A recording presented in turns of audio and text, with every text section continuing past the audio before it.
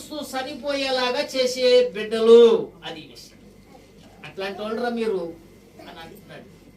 బిడ్డలనే ఒకళ్ళైతే అనుకోవచ్చు 12 మంది పిల్లలు ఉన్నారు. ఎంతమంది ఆయనకి పిల్లలు? మగ పిల్లలే 12 మంది. పిల్లలు తండ్రి పిల్లల్ని వేడుకుంటున్నాడు. రే ముసలోడిని అయిపోయాను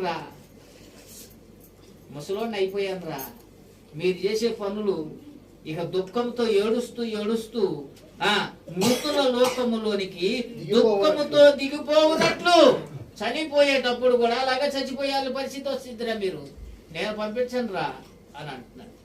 కొడుకులు నమ్మట్లేదు, ఎవరిని నమ్మట్లేదు.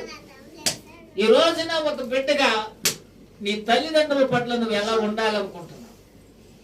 నీ తల్లిదండ్రులను ఎలా చూసుకోవాలనుకుంటున్నావు? నీకు ఎంత ఉంది ఎంత లేదన్నది ఇక్కడ